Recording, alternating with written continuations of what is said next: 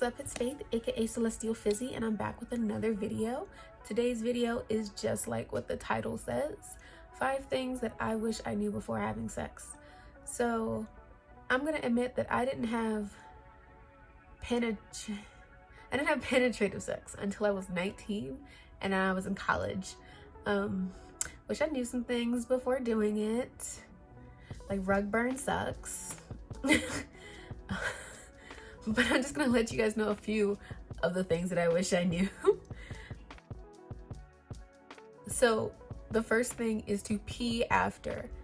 Doesn't matter if you have a penis or you have a vagina, you need to pee after sex. There's a lot of bacteria that's down there, and even if you don't go to the anus, the bacteria, because of friction and stuff, can still get in your bits, you know? So definitely pee after. Peeing after helps prevent UTIs. I definitely learned that from the first time I had sex. I got a UTI like not immediately after, but like right after that first time. I realized because I didn't pee after. So pee after. It'll save you. It'll save you a lot of time and a lot of struggle, because I went to the doctor, had to take some antibiotics, cleared up like 2 days later because I caught it early. But still, also, if you do have a UTI, like, you'll know, because I knew immediately because my pee smelled weird and my friends thought I was crazy, and they were just like, Faith, your pee doesn't smell weird. I was like, no, my pee smells funny. I'm going to the school doctor. So I did, and she was like, oh, look, you have the early signs, the like really early signs of a UTI. And I was like, glad I caught it. Even if you think that you don't have to pee, you need to just force it. Like, really, it's worth it. Force it, just force it, you'll be fine. The second thing that I wish that I knew was not all lubes are the same. So I bought my lube from like a Walgreens or like a Walmart, and I'm pretty sure it was like Astroglide. A lot of people like Astroglide, but I think they only like Astroglide because they've never tried any other type of lube. like just getting your lube from like a Walgreens or Walmart, it's fine in a pinch, but in the long run, just go to an adult store. I wish that I had just gone to an adult store the first time I was gonna use it.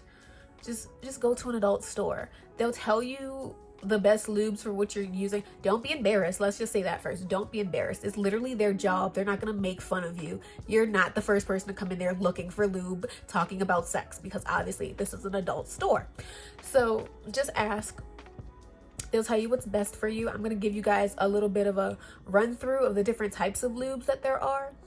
So first, there's water-based. Water-based is good for basically anything. I wouldn't necessarily use it for anal just because it does dry up. You do have to reapply water-based after a couple of minutes, depending on the brand. It may be after a couple of minutes, or it may be after like a half an hour or something. It really, really depends on the brand. I've never had a water-based lube that lasted more than like 10 minutes, honestly. But I've also never tried every water-based lube out there. Water-based lube is also really good if you have skin sensitivity. So it doesn't have silicone, obviously, and a lot of water-based does not have glycerin. And there are a lot of people who are allergic to glycerin. So always read the ingredients, but water-based is pretty good, especially if you're just trying to get it done. The next I'm going to talk about is hybrid. Hybrid gives you basically the best of both worlds as far as silicone and water-based. Hybrid sometimes is a 90-to-10 ratio, 90% water-based, 10% silicone. I do know a brand, Sensuva, that does 50-50, but hybrid is still best of both worlds. It's toy friendly. You can use it with silicone toys, you can use it with glass toys, you can use it with like the jelly toys. Also, hybrid tends to be the best as far as matching the natural lubrication that people with vaginas already have. So hybrid's kind of just like best of both worlds. You can also use it with anal. Also, it tends to come in either clear or like milky white. Really depends on your style and what you're looking for. I'm not gonna dive really deep into that one today, but I'll just move on to the next one. Another thing about hybrid is that it does not dry up as fast as water-based. That's one of the great things about hybrid. It still gives you the slickness like silicone, and it doesn't dry up as fast as water-based. But some hybrids can have glycerin. Check to see the ingredients first before you actually put it on your skin. If you go to a store that allows you to test it on your hand first, I definitely recommend that, because a lot of people have skin sensitivities and they don't always read the thing, and then they're just, oh, it made me itch, or it turned me red, or it burned. And I'm like, are you allergic to this, this, and this? And they're like, yeah. And I'm like, well, these are in the ingredients, and next time try to avoid that, you know? The last type of lube I'm going to talk about is silicone lube. So silicone is just that, it's silicone based. Silicone lube does not dry up, or at least does not dry up easily. If you put a little bit on your hand, yeah, you can eventually, it's gonna rub it out, but you're definitely gonna use enough lube where it won't do that. But silicone lube will stain your sheets. So be aware that you're going to have to wash your sheets after, because it's going to get on it. Silicone lube is great for anal because it doesn't dry out, but silicone lube is not safe for silicone toys. It will cause deterioration on your silicone toy, causing micro tears that will harbor bacteria, and you really don't want that. So use hybrid lube if you're going to be using silicone toys, or water-based lube if you're going to be using silicone toys. But silicone lube is good for glass toys. So if you're into glass toys, you can use silicone lube. So the third thing that I wish that I knew before having sex was to communicate your feelings. I know that's like obvious, but I didn't do it. And I know that I didn't do it because I was worried, like, oh, I'm not really experienced. They know what they're doing, blah, blah, blah, blah, blah. Yeah, they don't know your body. So tell them if you like something, tell them if you don't, because they don't know your body. So they don't know your reactions and your triggers and your spots until you tell them. If you aren't aroused enough for penetrative sex yet, tell them to give you oral sex first. Like, just don't be ashamed to ask for what you want. That's really basically it. Don't be ashamed to tell them, hey, I don't quite like that, maybe move here. Or tell them the opposite, like, yes, I do like that. I'm not gonna go like too deep into it because this is just educational. But the fourth thing that I wish that I knew before having sex was, just because someone else likes it doesn't mean that you're gonna like it. So the average person is not a porn star. So don't expect the average person to do what professional porn stars do. Especially if you're new to it. You're not gonna immediately be able to take anal if you're new to it. I'm just gonna throw that out there.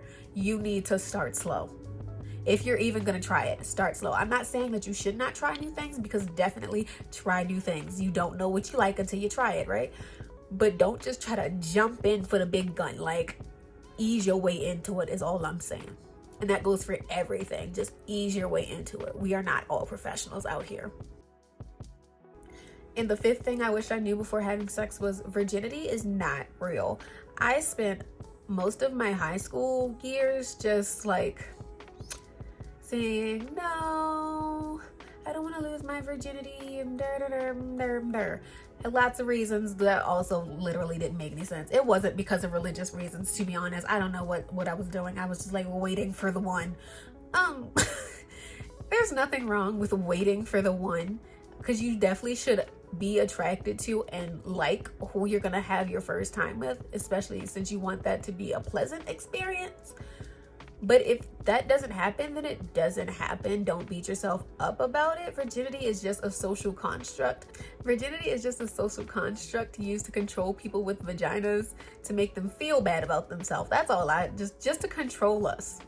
That's how I feel. It was just put to control us, because you know that they already don't want us to have sex, but they also expect us to be extremely great at sex when we're supposed to have sex, which is only when we're supposed to procreate, which is nonsense, people, nonsense. It's one thing if you're doing it for your religion, that's how you feel, that's part of your beliefs, that's okay. But for me, that wasn't the case. I was just doing it out of, I don't know, like it was some kind of prize or something, and it's not real. Honestly, most people break their hymen before they even have sex. The hymen is so easily broken. It's already perforated, or at least it's supposed to be. If it's not, you might have to see a gynecologist because it'll be extremely painful to have sex if it's not at least slightly perforated or torn or have a little bit of a hole in it. Also, I believe that it needs to be there in order to have your period, but I'm not quite sure about that. I definitely believe that that's something you would have talked to your gynecologist about. But most people break it well before they have sex. You can break it falling, you can break it horseback riding, you can break it playing rough sports, or not even rough sports like baseball. Anything that involves a lot of movement, it can break. And that's just, I'm pretty sure mine broke well before, because I used to do a lot of rough sports. I rode horses. Just, so, you know, if you ride horses, you know that feeling, and it probably happened well before. You're fine, guys. It's fine. It's fine. And if you want to wait until marriage also, that's cool too. Don't let anybody tell you that you need to have sex, but also don't stop yourself from having sex if that's what you want to do. I'm just here to give you some tips and ideas before you actually decide to do it, or even after you've done it before and you still just like, I would like to learn just a little bit more about it or something. That's what I'm here to do. So that's basically everything I had on my list. It was only the 5 things, but it's a big 5 things. And honestly, there's a lot more to it that I wish that I had known before having sex. Like, there's a lot. I'm gonna just throw a bonus one in there. Bonus. Do not sleep with someone that you know is gonna be selfish. Like, honestly, if you don't give head, you're selfish. You're selfish. If you don't give head and you expect head, you're selfish. Fix your life. Don't give head to anybody who isn't going to reciprocate if you want it reciprocated. They're selfish. Find somebody else, boo-boo. Because what one person won't do, another will. I'm just saying. I learned that the hard way. Like, don't limit yourself is all I'm saying. Don't forget to like, comment, and subscribe. And I'll see you guys in the next video. Bye.